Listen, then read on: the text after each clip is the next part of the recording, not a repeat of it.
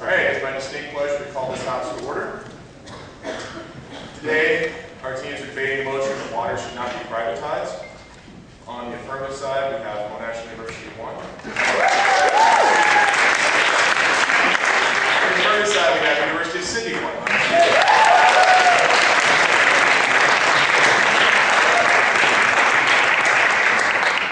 On the negative side, we have Monash University 1. Hey!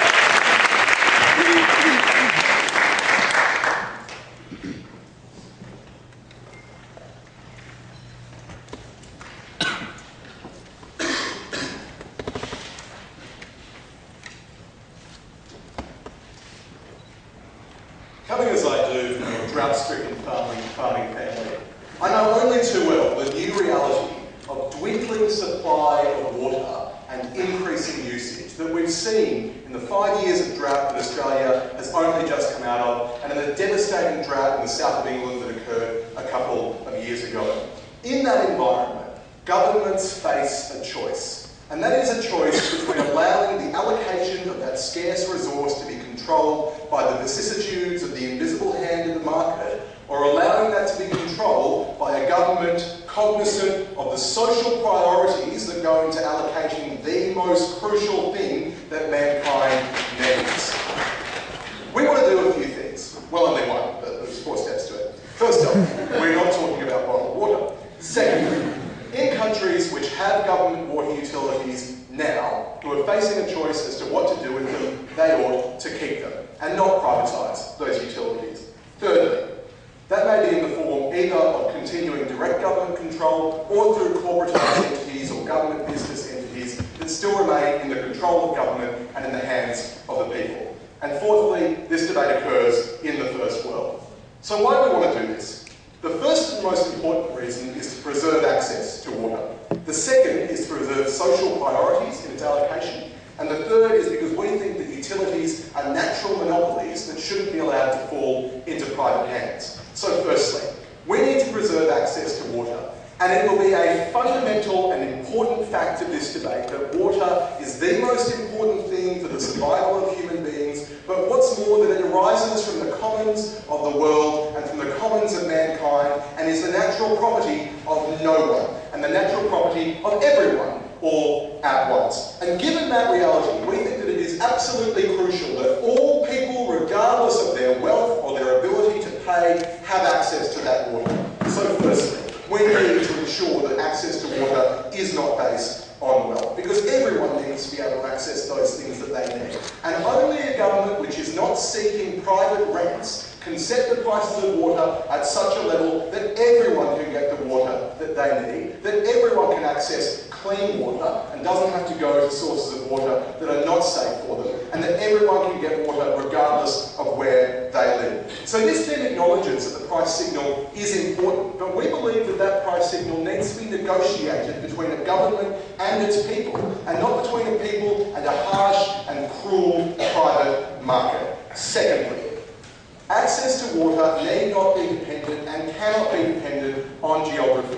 And the reality of the situation of a private market is that the people who need water most are often the people to whom it is most expensive to supply it to. So the reality is that many areas of this country and many countries around the world are drought-stricken or are dry or are arid or have very little water infrastructure of their own and require huge investment to get that water to them. Private corporations are in a position that they want to provide water to the places where it is cheapest to provide that water, and not to the places where that water is needed most, which is why the incentive structure of water needs to be placed in the hands of an entity whose incentive is to get it to everyone.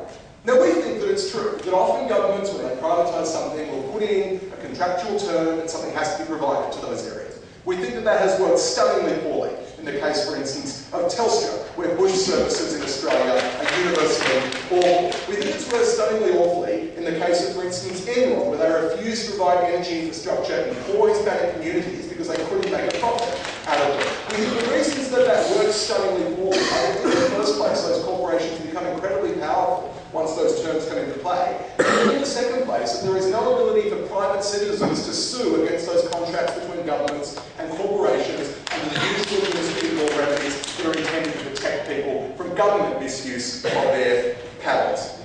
But the second argument that we want to draw, given that we've demonstrated that we think that access cannot be guaranteed under the private system, is that we need to preserve the social priorities determining allocation of water.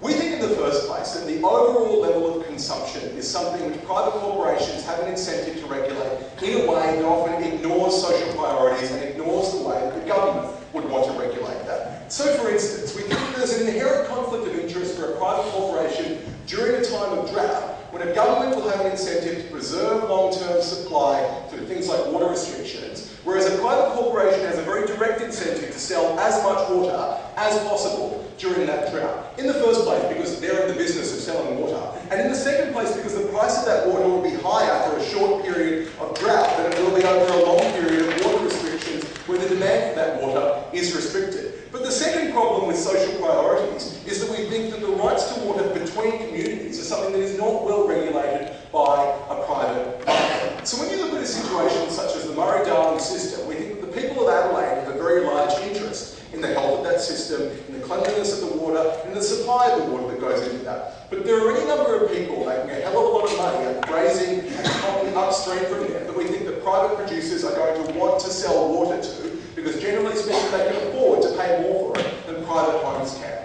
That's a bad way of dealing with things, when both of those communities need consideration, and when the market will set prices that are unreasonable for communities like Adelaide which have low access to water. But thirdly, when you look at competition between interest in industries, we think that oftentimes that the market consideration will ignore the social considerations and the kind of basic moral considerations that a government can can take into account. So for instance, cotton is an incredibly profitable industry, but its use of water is very, very wasteful. The reality of that then is that a private corporation has a good incentive to continue to sell water to cotton farms and a bad incentive to sell water to farms which make less money but use water far more efficiently and far less wastefully, like basic grazing, like any other kind of farming you can do around a river system. We think those moral considerations are important, and we think that lowering the supply of water to those people who use it immorally is a good idea. So the market seeks profit and wealth, whereas government seeks to balance a variety of considerations. So finally, utilities are natural monopolies, and as a result are simply inappropriate for privatisation. We think that when there are enough corporations in a market, the prices tend towards zero and tend towards a socially optimal level. But when the number of corporations in that market tends towards one, then they're able to set the price at the maximum profit extraction stage, which is not the stage at which people are best able to buy the water they need. Water is a natural monopoly because it takes huge infrastructure and thus has natural barriers to entry. It's a natural monopoly because you need massive economies of scale in order to be all profitable, which means you can't have many firms in a market. The reality of that then is that you can extract monopoly rents when you're a private corporation that's one of only one or two corporations in a market, or that basically have a monopoly over a large area of water production and water supply, and charge more than people can pay. That's precisely what happened in Britain, when over the first 9 years of water privatisation, prices rose 46% and profits rose 149%. If you own the only way that people can get the most basic thing that they need, you can charge essentially anything for that, and the invisible hand doesn't work at all. But what's more, you can engage in Enron-style price gouging and price manipulation to create short-term declines in supply in order to drive up price in the short term and extract those monopoly rents at the expense of meaning that people can't drink water for a couple of weeks while you increase the price by several hundred%. Ladies and gentlemen, water belongs to us all. We need to preserve access to it. We need to allocate it with a mind to social concerns, and we need to ensure that monopolies don't arise in this important area.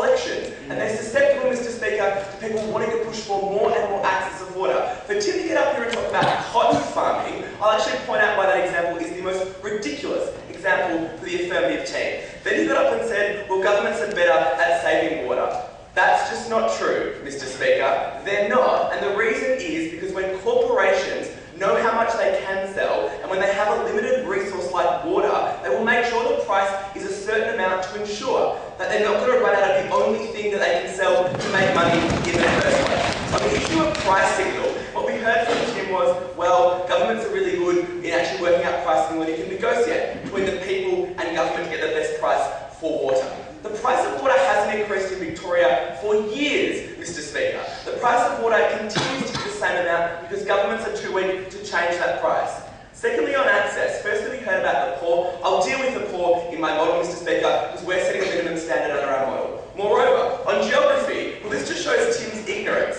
Firstly, rural Victoria or rural New South Wales aren't on city water, Tim. They're on actual rural water bases. So the cost of movement is actually almost the same in those sorts of areas. On the issue about you can't sue in these sorts of arguments, what he was trying to show was there's an inherent problem in privatisation because you can't sue corporations in this relationship. Well, firstly, then allow them to sue if that's the real problem, Mr. Speaker. But moreover, you can't sue the government now for bad access of water. You can't sue the government now for not actually following minimum standards. Then what he wanted to argue is you can't actually have a minimum standards agreement like we have, say, the Victorian government and City West Water, or the Victorian government and Connex. And we stand outside of the house that actually you can. And Telstra is an incredibly bad example because access to telecommunications, we say, is subjective. If you have water, as opposed to if you don't have water, it's much easier to actually work out if that's occurring. And minimum standard arrangements have worked in Victoria for the last 12 years to ensure access to those things. Finally, on inappropriateness, what we heard from that side of the house is that it's wastefulness, that we shouldn't allow cotton farming to continue without them paying the real price. That's the model of the negative team, Tim. It's paying the right price. Under your model, and under when you have government allocation of water, which is actually the policy of this negative team, cotton farming has continued to actually access cheap water because they can lobby to get that cheap water. Finally, on the concepts of monopoly, he talked about prices being maxed out. Well, firstly, what we say in response to that is the entitlement of the market. We say on that side of the house that we want prices of water to increase. Because what you need to have is people work out the true cost of how much their water costs. And their policy doesn't do it. Water is the best commodity to monopolise, to privatise, Mr. Speaker, because you don't have an endless supply of it. I have 3 points, Mr. Speaker. Firstly, the cost of water. Secondly, sustainability. And thirdly, on rent seekers. But let's make the model of the negative team very clear in this debate.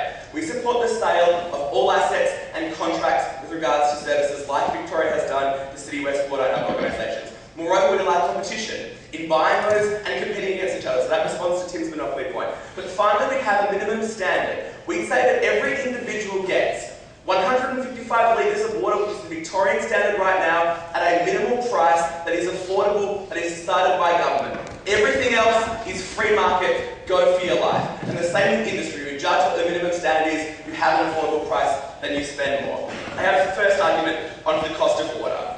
We say that water isn't correctly priced now, that it is fundamentally too cheap in the current market. The reason for that is governments have an interest to keep prices down. And the best example is in Victoria and in New South Wales, where government still has control of price, even where they have privatised it. We are removing that control of price. We are saying you can't control it anymore. And moreover, when no one owns that asset, when no one actually has a private interest in making sure it can continue to be accessed in the long term to actually have viability, there are no consequences when you keep allowing the sale. Our policy places ownership in the hands of private corporations, which allows them to judge the constant price of water. And when you have lowering reserves in almost every dam except for Queensland and the Northern Territory, we say that people are able to sell at the most appropriate price. And we say there's an ongoing incentive for government to actually use this type of water inefficiently, because what they want to do is make sure everyone is happy in their electorate. They don't want to be voted out. We say the short-term interest of government isn't the best price, isn't the best decider of price in this market. We say moreover that regulations fail in the current system. What we say is the regulation fails firstly because people can fight regulation easily. There are small fines and it's all about self-reporting and being caught. It's almost impossible to catch people breaking water restrictions. There have been minimal prosecutions in Victoria for that. But moreover, we say that things like non-binding caps, like Target 155, don't work if you don't have a financial disincentive not to continue to using water in the long term. And when you have a scarce resource that Tim wants to constantly talk about, it just doesn't work. On sustainability, we say that governments don't have a level of expertise and knowledge to manage these sorts of resources. We say they're overstretched right now, particularly state governments in Australia who are the ones who provide water, or state governments in the United States who also provide water. we say they don't have specific expertise. We say, moreover, and this is important, they don't have the incentive to research and develop. And the best example of that is in Victoria right now with the desalination plant. That has to almost be built predominantly with private money because governments can't afford it themselves and they can't research and invest because there's actually no interest for them. When you allow them to have a financial interest to expand the amount of water that you can sell, do desalination or recycled water, you need a financial incentive to make your money back. Governments don't have that incentive right now. They don't have an incentive to continue water because what they say is they want to make sure that it still exists in the long term. We say, moreover, it's about efficient allocation. And we'd say that they're better at allocating because what they do is they say you have to pay the real price of water instead of an artificial one. Finally, on rent seekers, there's 2 points in this. Lobbying. We say firstly, when you have a commodity under government control, they're incredibly susceptible to lobbying. And the best example is what Tim wanted to trumpet. The Murray-Darling Basin and the concept that government allocate the types of water that they want to talk about has fundamentally failed to stop the type of drought we have in Victoria. Moreover, things like car producers who use clean water for pulp milling, Mr. Speaker, and don't have to pay the true price of that type of production. But secondly, on public pressure, we said that governments make decisions on electoral popularity. And it's popular to have lots of water because it's culturally important to Australians and it's important because people don't want to change their practices and don't want to be forced to change what they do. And we say that governments continue to make very minimal changes around the edges without having any financial disincentive to change that behaviour. What we say is that Australia is in a drought, Mr. Speaker, and most of the Western world will continue to be in one as temperatures rise. We say you need a disincentive that people need to pay for the real price of water. We proudly beg to oppose.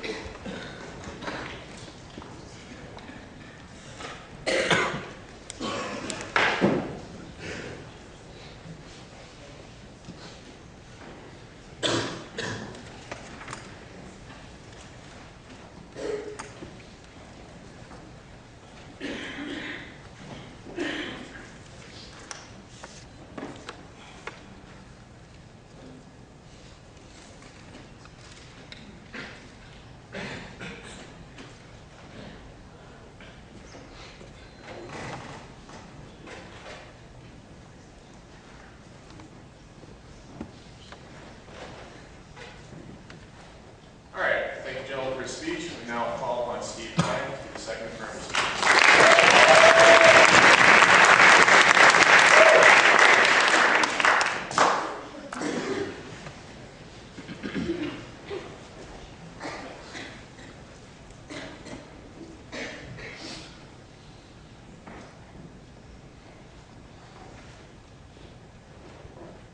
Mr. Speaker, this negative case occurs 5 years ago, before droughts made water the most sensitive political issue for most Australians, before water restrictions in our capital cities massively clamped down on use, before the dam levels in capital cities are reported every night on the news. The idea that governments don't care or governments were asleep at the wheel was a fiction of the past and not reflective of the present reality. I'll deal with 2 things in rebuttal. Firstly, the quality of allocation by governments. What the opposition said is that governments are inherently slow to respond because they act on 3-year cycles, not long-term cycles. This speaks to a conceptual problem with the approach of the negative team. It's not governments in isolation, it's governments against companies who report on a quarterly earnings report basis, who have financial year incentives by which their executives get remuneration bonuses. It's governments who account, companies who account to a tiny number of immensely wealthy shareholders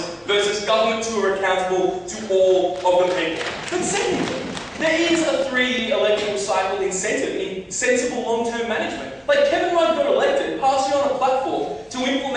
emissions trading scheme that wouldn't come into place until after the next election. People in this country understand the need for long-term environmental planning, and it is politically popular.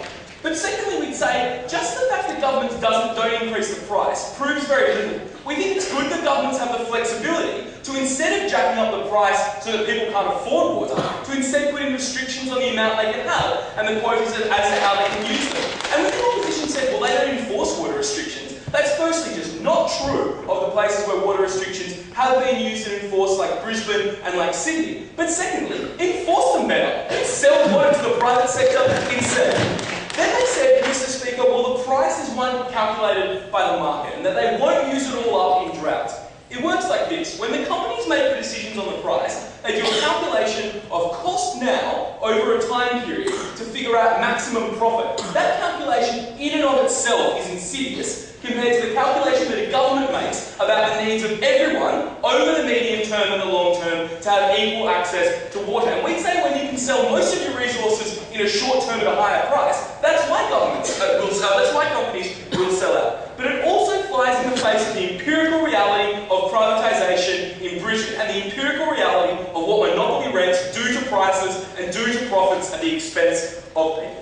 Then they said, well, governments don't have the expertise or the money to invest. They don't have an incentive to invest in infrastructure. Well, that's strange, because we think, given that governments have an incentive in people being able to drink water because their constituents do, they've probably got a far better incentive to build new and better infrastructure than a company that needs to keep costs down in order to keep profits up. But then they said, well, they can't attract experts. With all due respect to water scientists, they're not investment bankers. Like, the government's not competing with $30 million salaries to get the best water expert. They can pay very competitive wages to attract very competitive people. And indeed, most of the people in these sorts of industries are interested in, like, helping the public and helping the public good.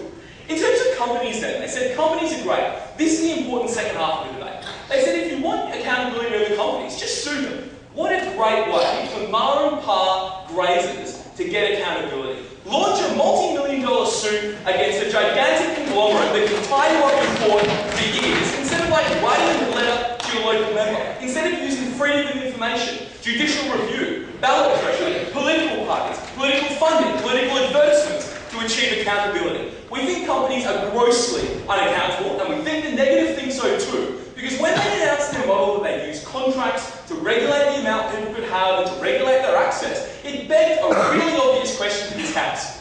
Why not let the people control it in the first place if you acknowledge the companies won't?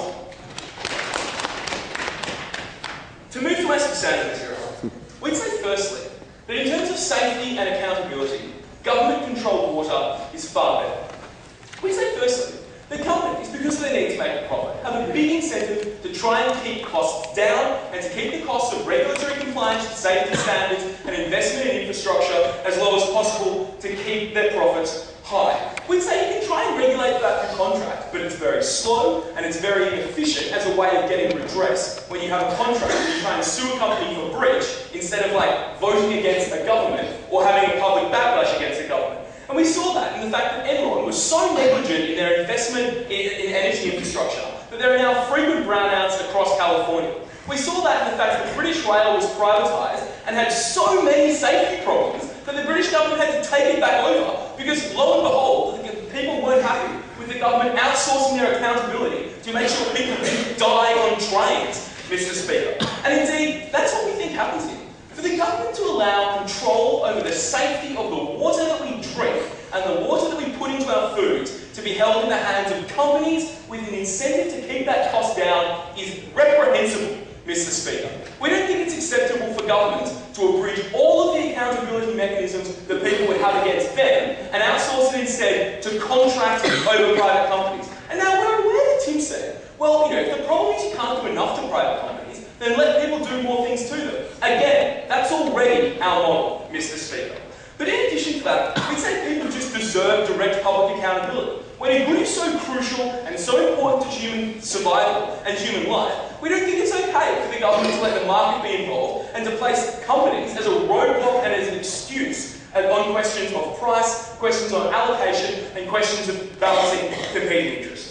We'd say secondly then, in terms of control and planning policy, this is a situation that reduces the government's policy space. So what happens when the government contracts with private companies is that when it then needs to change policies, whether they be safety policies like the government needed to do in Sydney after the cryptosporidium outbreak, or whether they be planning policies, the government is liable to pay huge breach compensations to the private companies when it tries to tack its policy in response to new threats. So public water in Sydney was able to implement new and sweeping cryptosporidium reforms, whereas private water in central western Queensland had to pay huge amounts of breach damages when they tried to do the same thing. And indeed we've seen it in Sydney, where the government's decision to build the Western Metro has meant before they can go ahead with that, they have to pay multi-millions of dollars in compensation to the light rail operators because of contract. So we'd say contracting out the ownership of public goods reduces the space that the government has to create and make new policy. Thirdly then, we'd say that the sell-offs, and this is my third point, that the sell-offs that governments make of public goods occur on really unfavourable terms in really unfavourable circumstances. So governments by and large don't move to privatise goods to achieve the utopian ideals of the negative team. Most of the time they sell off assets in times of budgetary crisis and times of budgetary deficit. So that's why we've seen the global financial crisis lead to Queensland announcing a fire sale of its assets and New South Wales announcing a fire sale of all of its electricity and of its lotteries businesses. So the effect is that the political reality of privatisations leads to sales below the market value, and specifically leads to the sales of things like dams, pipelines and transmission networks that people's tax dollars pay for through the nose over a long period of time, being sold to private companies for profit at far below their market value and on unfavourable terms. And indeed we'd say, in the context of state governments in Australia being in a financial crisis, we question how much negotiating power they have against these private companies. Like, how do we achieve a whole range of contractual concessions when they know the governments are only selling these assets to avoid going bankrupt, Mr. Speaker? We'd say if you want accountability for the people, if you want allocational decisions by the people, you want safety and policy space for the people, don't accept the negatives model which tries to co-opt in those things through contract. Accept the affirmatives model that doesn't in the first place.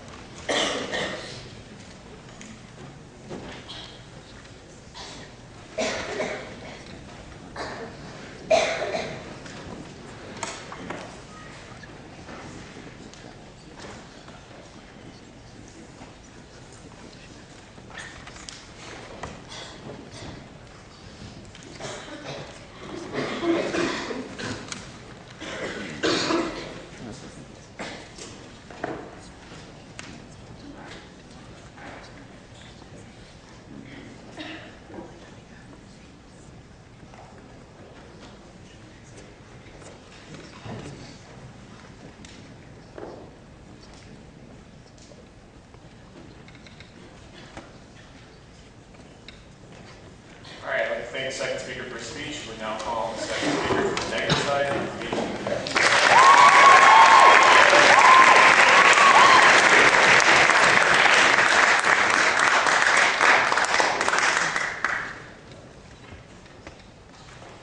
Mr. Speaker, members of this House, we told you in the negative that the government is an inappropriate custodian to deal with water. And what the affirmative team said in response to that was, well, maybe they were 5 years ago, but now water is important enough. The government won't make these mistakes again. We do not trust the government because we think there are inherent problems with responding to an electorate. That means you cannot do the things you need to do to preserve a scarce resource. The inherent problem with government is the government is the last mover because it is bound to be conservative, because if it acts forward, if it acts early, then it gets elected out of office because it's moving too quickly than their opposition.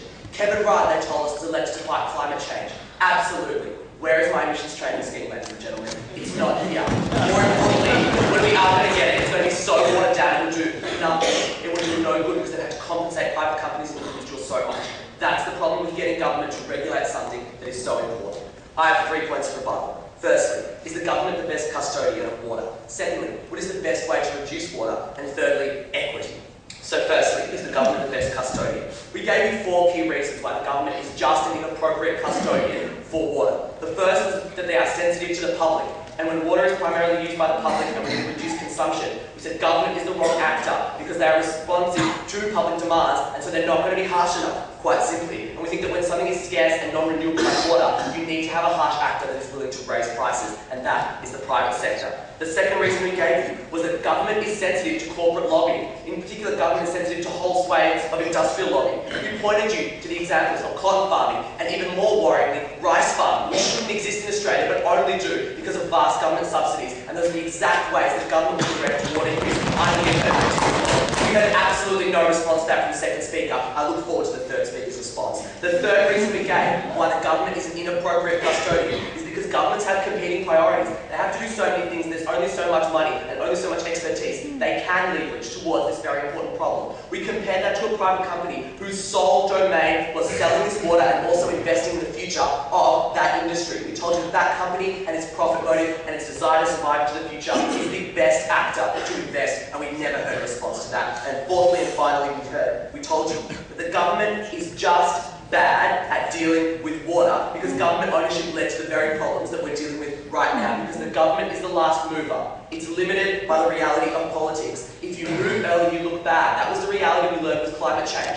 No government on earth was able to move early enough because you had to get all of the body politics to agree with you. Private companies don't have to get people to agree with them. They have to see how much water there is, how much they can sell it for, and price it accordingly. We think the limitations of government means they should not be the custodians. To my second point, how do we best reduce water use? Because governments, especially in Victoria, where we have a significant drought, have tried so many things to reduce water use, except for one. What is the one thing that Victorian government has never tried to reduce water use? Increasing price, ladies and gentlemen. Because they know it's politically unpalatable. But that is the most important thing that a government or anyone can do to reduce consumption, increase price. What we heard from the second affirmative was, if regulation is the problem, just regulate more. Just crack down on people using more water. That's the problem. Water use is fundamentally personal. There's only so much you can watch people shower, ladies and gentlemen. There's only so much that you can go into people's backyards. Under the affirmative team's model, to have actual proper enforcement, you would need 1 million water officers going into every home in Victoria to maintain it.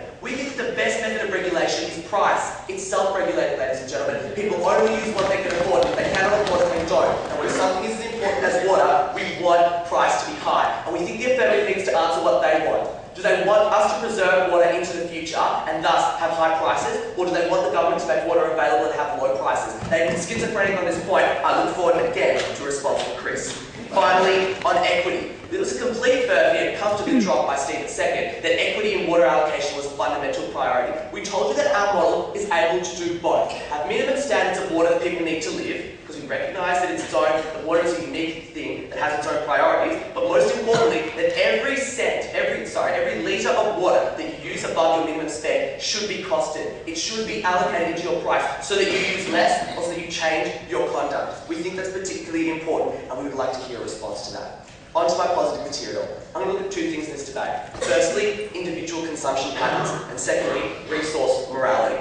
So firstly, individual consumption patterns. Mr. Speaker, in this debate, we think it's fundamental that we must reduce water consumption on the individual level, and importantly, it must be a choice. Why? Well, firstly, we think we have to reduce use as opposed to other things like climate change, where you can just get power from something else. Because right now, there's no alternative to water. What we do have is things like desalination plants, which at a minimum can provide some stopgap. But on the long term, there's actually no alternative apart from reducing use. That's why we think that government, again, is an appropriate actor to regulate this, because they can just give water out. But when it comes to doing what needs to be doing, which is reducing its use, government is going to be inherently, and already has proven to be, very bad at reducing individual use. But the real reason why we need to reduce individual consumption patterns and why it needs to be a choice is because you can never force people to use less water. It must be an individual choice, and we think the best way, in fact the only way we can do it without controlling people bodily, is to do it with price. Price is the thing that human beings are most sensitive to in the Western world, and we think that things like the failure of water restrictions in Victoria,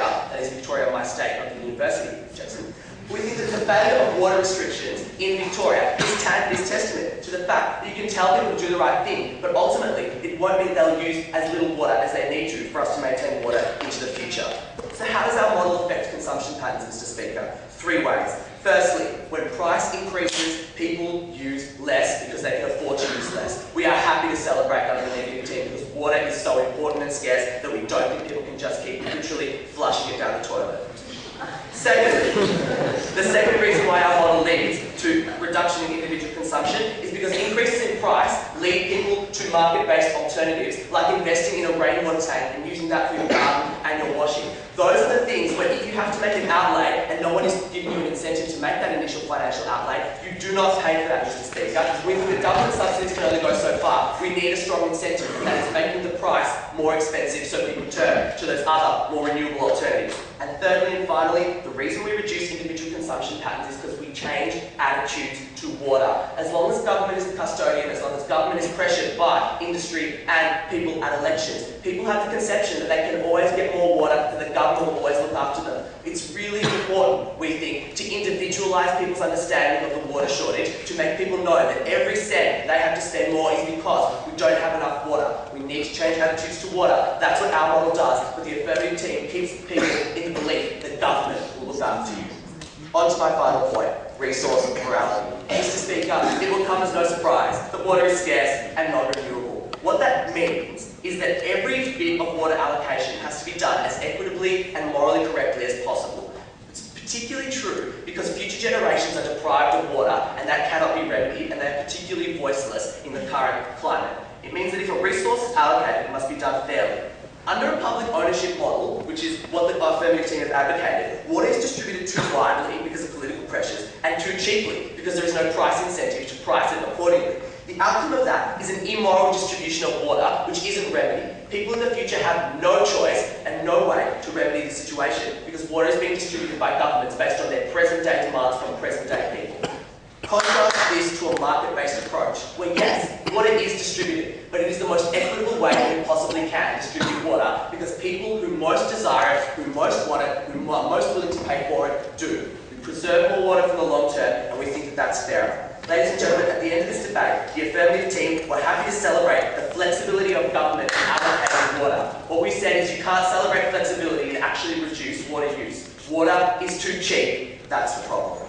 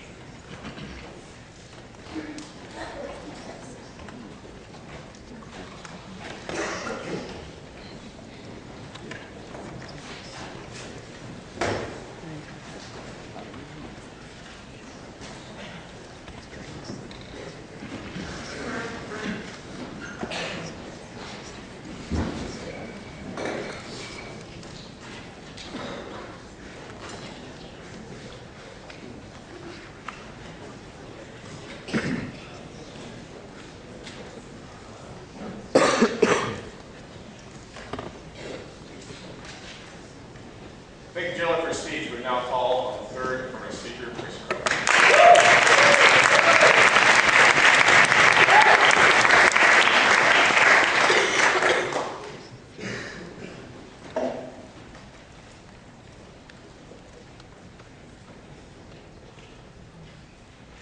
Ladies and gentlemen, I hate libertarians. For the very simple reason that they crave simplicity in a complex world. The argument that we've had from the negative essentially suggests that because things like climate change and water policy might be tough, that we should outsource public decisions like that to private corporations. It beggars belief, ladies and gentlemen, to suggest that they think politics is so inextricably incapable of making any decision ever that involves the adjudication of the public interest, that they should then delegate that to the private sector. And what a privilege it is to be standing here in the People's House defending the People's House today.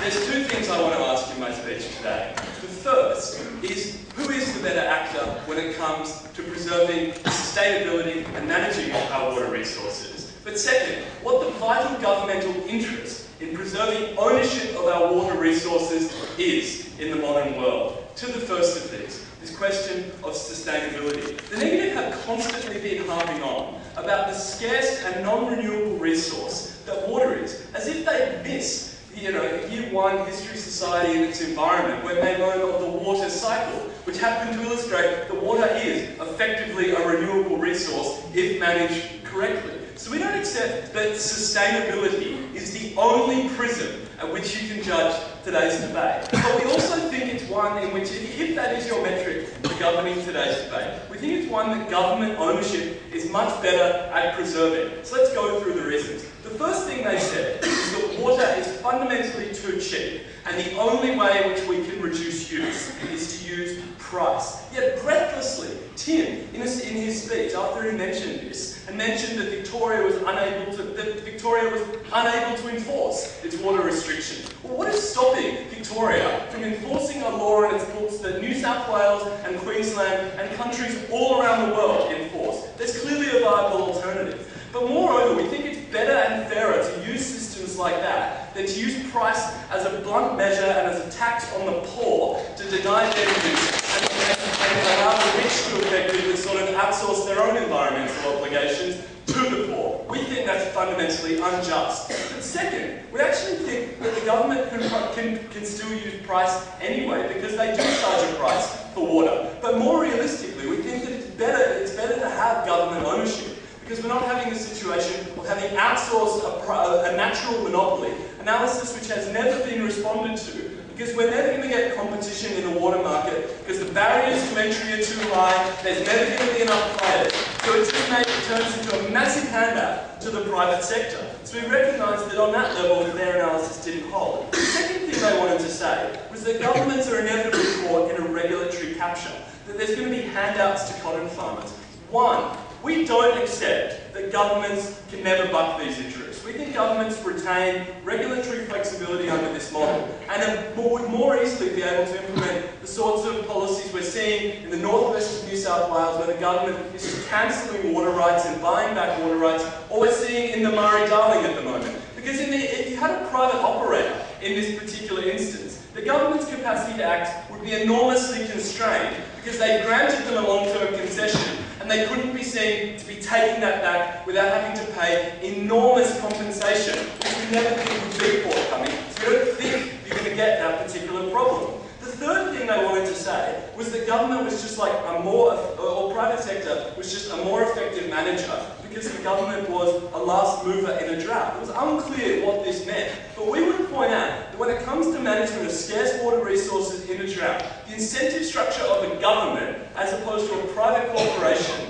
is fundamentally different. A private corporation has a desire to meet short-term earnings targets to, say, satisfy the market, but moreover, its only measurement of a successful water company is how much water is sold. So there's an incentive to always be selling as much water as possible to maximise profits. And even if there's not much water, the price will go up because of scarcity, so they'll be making even more profits. There's less of an incentive for them to be able to sort of restrict the use of water, but moreover, there's less of a capacity to sort of charge a fair price. The final thing they wanted to say was that politics just simply won't work, and that governments were incapable of making tough decisions on things like water restrictions. Well, how is water restrictions going to work with a private company? They're not going to be out there as the water police, stopping people from using their products, trying to sort of lower their profits by preventing people using water in the first place. The actual final thing they mentioned was that water is just like a private matter, as if there was no way we could properly regulate the use of water if we had a government on it. As if water meters didn't exist in society. You don't have to watch people shower as much as these guys might like that. This is a situation where we just read the meter. This is the second frame of today's debate that we get to. Recognising that government is going to be a more efficient and sustainable actor is what is the vital social and governmental interest in preserving ownership of water. We say it's threefold. First, we preserve access. Now they agreed that access was important. They just said they wanted a minimum standard of 155 litres. It's unclear what time frame this was, but to give you some indication, when I went to the bathroom earlier, it told me that a flush was 6 litres. Now flushing the toilet 25 times a week or a year is a negligible amount of water. So the net impact of their model is they're just going to be denying people what everyone thinks is a basic human right and a common good. And that's the second thing we'd say. This model is effectively a tax on the poor, because they want more income of poor people to go on a basic social necessity than on anything else. We think it is unjust, and we think it is entirely appropriate that in modern liberal society that a government subsidise the costs of its water for its poorest citizens and for all citizens. But the third thing that we say about this, about the access question, is that because water is inevitably a natural monopoly, you're never going to get competition in a privatised water market to the extent that you would need to get efficiency gains, or you would have to introduce so many regulations to preserve the social imperatives or social desires you want in preserving access that you wouldn't get any efficiency gains. So we saw in the privatisation of water in the United Kingdom in the late 1980s and early 1990s that prices went through the roof. Profits went up, and it was a massive handout to corporate investors. We think that's just fundamentally silly public policy. The second governmental interest that we think is important is one of safety. It's entirely unresponded to in Amit's speech. We think that our water use is the hidden underbelly of our society. And so far, it's one of our great vulnerabilities. And the reporting of its safety and investment in safety is something that the corporate sector and the privatised sector has never distinguished itself on. And we think for that reason it's worth preserving. The final thing that we say is that because it is a vital social service, and nobody disputes that, we think it necessarily should be an accountable one. Now all they said was that well, you can still be accountable against a private corporation. We say, one, a contract is necessarily a very blunt measure as opposed to the accountability of the political process. Because it relies on access to courts, it relies on stuff being in the contract in the first place, and we think that the failure of almost all grassroots legal action against Telstra, which basically bullied it out of court, is a pretty strong indication of that. Mr. Speaker, we trust the government, we trust the political process, and we want our water to stay public.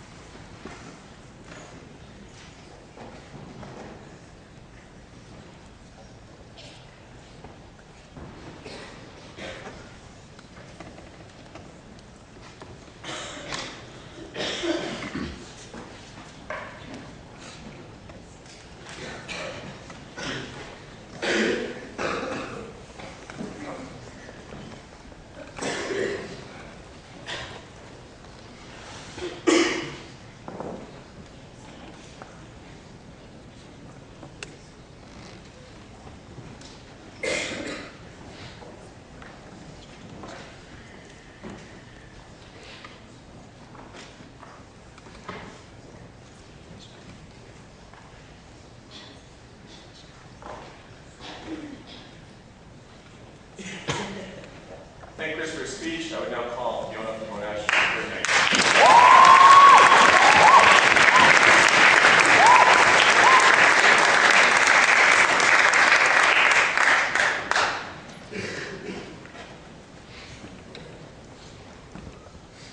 Mr. Speaker, what stunning analysis we just heard from Chris. The water is renewable, guys, so there's no real problem in this debate. We think that undermines what most of his team said and what our team has constantly stood for in today's debate, that we face a water crisis that this water crisis is in particular very problematic in places like Australia, and that water use needs to change. The question before the House today is what's the best way to change that use? Is it through regulation, which we think has constantly failed in examples like Victoria, and is it through negotiated outcomes, who knows what they are, or is it through changing the financial calculus that individuals currently undertake? And we think making the price of water more expensive is the only way that you can ensure that water is going to be preserved going forward. Let's look at three things at the end of today's debate. Let's firstly look at the capacity of governments to lobby and to be susceptible to lobby groups here. Let's secondly look at the failings or perceived failings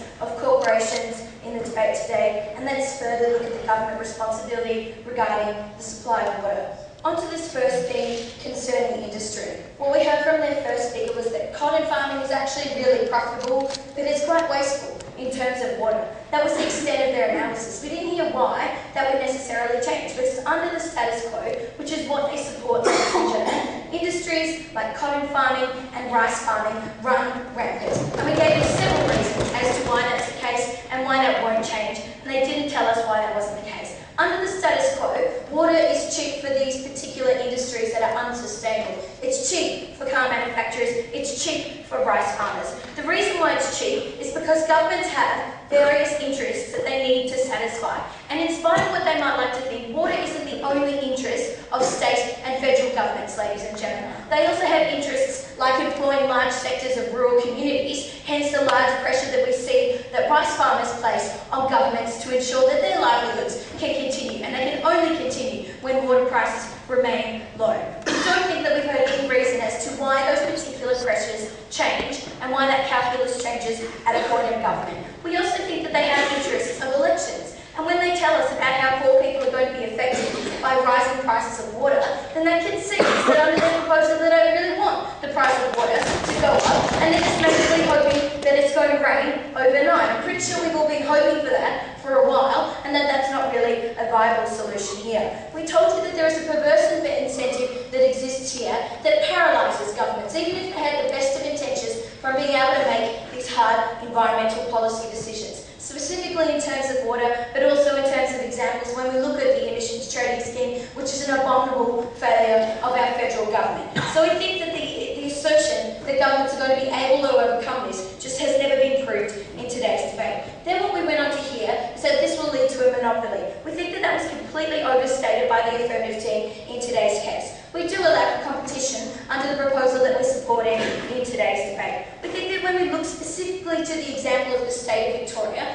there are 4 different private water providers, ladies and gentlemen. We think that this assertion that monopoly is automatically going to spring up is not the case when we think that the room for profit, given we're dealing with a scarce resource, is so great that that leads to a high level of competition amongst the free market. We'd say even if that wasn't the case, we're prepared to wear a monopoly when the stakes are so high under the status quo, because at least the price of water would be going up and people's calculus would change, the basis and the ease upon which they could use water would change. What we then heard from Chris in particular is it's unfair if poor people have to pay more money for water. But under their proposal, they're okay if they have to pay more money for water, as long as it was a negotiated outcome between governments and water providers in these situations. So we think it's quite philosophically inconsistent for them to cry wolf about poor people in today's debate, but supposedly if they want consumption to decrease, then they also had to punish those very same people.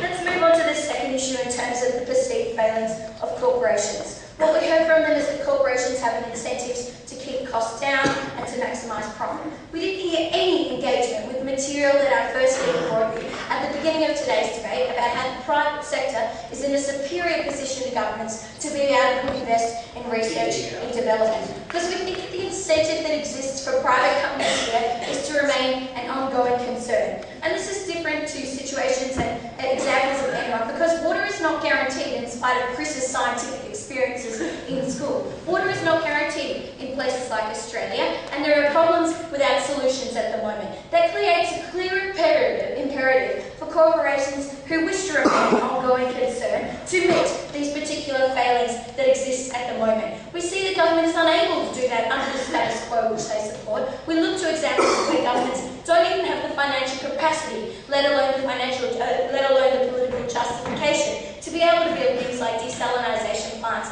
and to invest in that type of technology that might enable those types of problems to be dealt with down the track. So we think that this idea that maximising profits will just lead to a depletion of this particular resource is not true, when the very business itself will cease to exist if there is no water for the industry in the future. We also think, though, that they're not going to flood the market in times of drought with water, ladies and gentlemen, because that would actually lead to it being less profitable for them under that type of proposal. Then what we heard from Steve is this argument that this limits the ability of governments to make future planning decisions. We just think, once again, this was incredibly overstated. We don't see that this has been a barrier to governments to being able to make decisions on things like public transport in places like New South Wales and in Victoria. We think that the types of problems that he wanted to speak about in his substantive material had to do with contracts, ladies and gentlemen. They didn't have to do with any inherent failings of privatisation in this debate. Then what we heard is that individuals deserve direct public accountability, and that being able to sue someone isn't as rewarding as being able to write a letter to your local member who may or may not read it and may or may not do anything about it. We think that governments are interested in things like elections, and we think elections turn on more than just water policies. When we look at historical Australian elections, we certainly don't think water is the linchpin in the upcoming state election in places like Victoria. So this assertion that writing a letter to your member is superior than your ability to be able to sue a corporation is insufficient. We also think that there's no provision for you to be able to sue the government if they don't happen to be as goodwill as the characterisation of the affirmative team in today's debate. Then what we heard from Steve is that this will be a fire sale, that we'll have low prices paid for this. We just think that that's a complete assertion and a mischaracterisation of the basis and the climate upon which we are making these decisions to privatise. Maybe in New South Wales you have particular problems with funding, but that doesn't mean that necessarily all of these resources are going to be sold for next to nothing, especially when we see that this is a particularly lucrative industry given the scarcity of water. This will lead to a high level of competition at these levels. Let's finally look at government responsibility regarding the supply of water. What we heard from Tim is it's important for individuals to be able to drink. Well, yeah, guys, like we ensure a minimum standard, they claim that that wasn't sufficient. That's the current regulations that occur in Victoria, which supposedly they support as well. Regulations that restrict the ability for people to be able to consume water willy-nilly. What we then also heard is that we can't ensure, we can regulate here, we just need to regulate more, and that was Steve's only response. We think that was quite a glib response to the inherent failings that we see in things like regulation. The fact that it takes place in homes, the fact that it takes place after the fact and it's too late to get that water back from someone when it's already been misused, and the fact that we think there is a perverse incentive that exists, which means that we aren't currently regulating corporations and means that we won't currently regulate or in the future regulate businesses like the rice industry. Ladies and gentlemen, there's a problem and there is something that needs to be done. Changing the price of water is the only way to do that, and we are proud to oppose.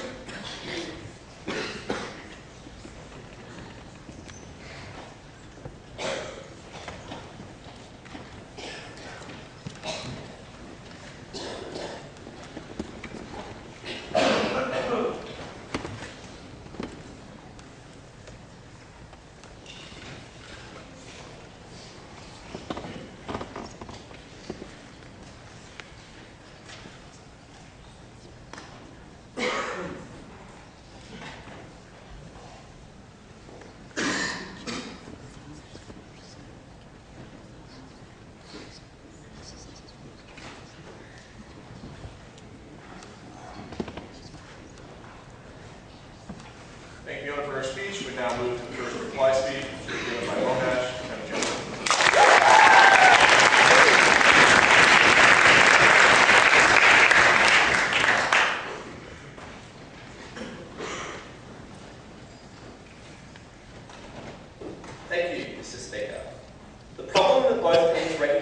this debate was about the management of a precious and scarce resource. We told you that privatisation would mean the true cost of water would be paid and that consumption would be reduced. The affirmative team were firstly unclear as to whether there was a problem in this debate. They were unclear about whether we're in the drought, and the scientific analysis we heard at third affirmative was seriously lacking. They were also unclear on the solution, about whether prices should go up or should go down, and how you achieve them. We said when it's something this important, and this important for all of humanity, that government cannot be trusted when they have failed in the past. I have two questions. How do we best solve the issue of a drought and a lack of water? And secondly, is selling water assets harmful to the public interest? On whether how we solve the best solutions, how we solve a drought, what we heard at the start was that there was a failure in the system when you privatise. Well, that's what the affirmative team first came out to. But what they weren't really sure about was actually whether there was a problem at all. Whether there was a problem in the system, whether there was a problem in privatisation, and actually how you solve those problems. The negatives were clear from the start. We told you the problem was a non-renewable resource that everyone needs, and we told you that governments had failed in the past. We told you that we needed price as an indicator and a changer of activity, because governments would never change the price.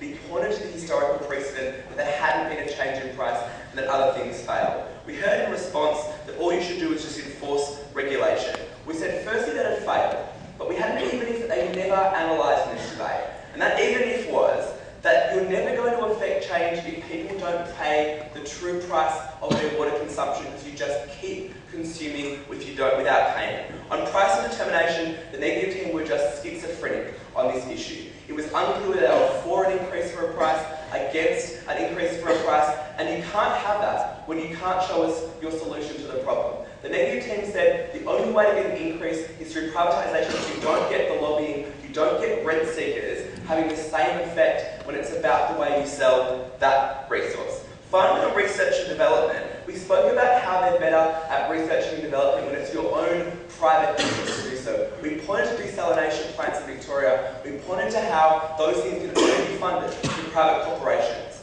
Shrieks of silence from the affirmative team on that issue. So the only response we got was from Steve about specialisation was, well, they're not investment bankers.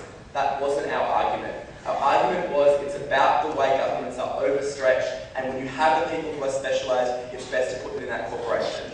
On the second issue about is selling assets harmful to the public interest, we heard about safety from that side of the house, and we had several responses. The first one was we didn't think that was inherent within the system. We said that you can contract your way out of it, but moreover what we said in this area is that there are ways that private corporations often work in safety. We said it's in their interest to have a safe product. It's in their interest to sell the best product they can. It's not in interest with government. We spoke about accountability. What they said on their side of the house is, well, you don't have accountability inherent in the system. We had a couple of responses. The first one was, we thought our accountability was better, and the only accountability they could point to was writing to a member of parliament.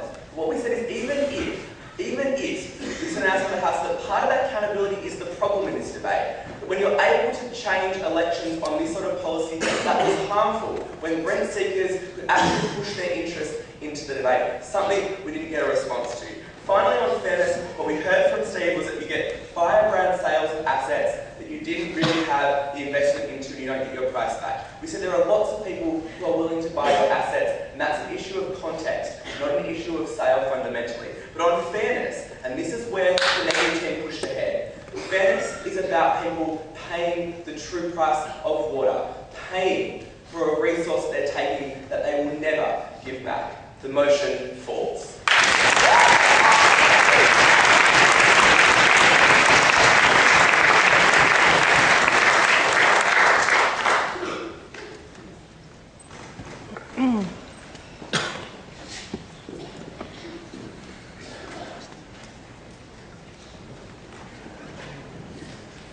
We now move to the final reply speech that will be given by the University of Sydney by Tim Mooney.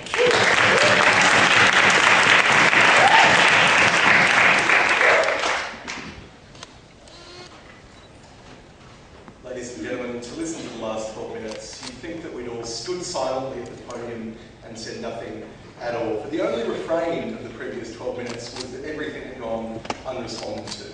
But the most important thing to remember from this debate is that one team sought a single blunt metric of price increase to deal with the multifarious interests involved, and one team sought to have those multifarious and separate interests adjudicated by someone with an understanding of and an interest in all of those interests. So I'm going to ask 3 questions in reply. The first of those is, how do we best preserve sustainability in water? There were 2 competing ways of doing so. The first from our opposition was on price, and they said water is more expensive, people will use less. In the first place, in my speech, I pointed out that this would not happen evenly or happen fairly. And as Croak very aptly put it, this was a tax on the poor because higher prices had such a greater impact on most people than on anyone else. The second thing that we said is that the price interest is not one which necessarily pushes down water usage in the way that this team wanted. And every single speaker on this team pointed out that in a drought, when prices increase because of scarcity, the interest of a private corporation was to use that price increase to sell its water. The one response that we got in the rope-a-dope strategy of leaving it to the unresponsible two-thirds speech was that people wouldn't want to sell all their assets. But as Steve had already pointed out, your interest is in selling your assets at the best price possible, regardless of when you sell those assets. We said the best metric was regulation. They said the price might rise. We said that was a good idea because people need to use water, even if they're poor. They secondly said that government could be lobbied by people, which was perplexing given that they wanted to hand over control to private corporations.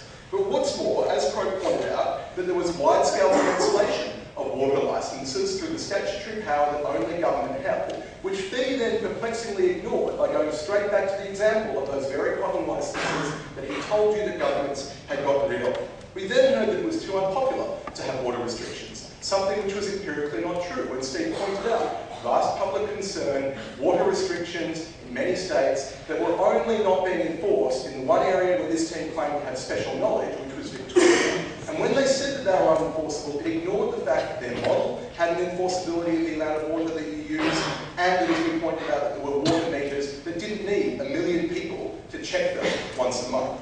So the second question was, how do we preserve accessibility to water? We pointed to natural monopolies in this debate on the basis of barriers to entry and on the basis of economies of scale. There were 2 responses. The first was that their model would protect against these natural occurring factors. The second was that Melbourne has 4 water corporations. Again, in Fiona's speech, we said, well, in the first place, this was perplexing because it was called City West Water, a geographic monopoly over a certain area. And secondly, given that they had previously used the example of Melbourne to suggest that government ownership wouldn't push prices up, both of which could not be true in this debate if they tried to use it for both the good and bad sides of their equation. Then we heard that there would be no investment, which was pointed out by Steve to be wrong because you can only get large-scale investment from a government which isn't seeking to push costs down, which was claimed to have not to be responded to by TJ. We pointed to the harsh inequities of this usage of water, but the final question was, how do we preserve accountability? We pointed to a suite of remedies available against the public, and they ridiculed that as writing a letter, despite there being 10 more in 2 successive speeches, demonstrating disrespect to Steve's argument. He contradicted TJ by saying that water was never enough of an issue to turn an election, when this team's case began by saying that it was so much of an issue that it would turn those elections. Ladies and gentlemen, we weren't unresponsive, but they were contradictory. This motion must stand.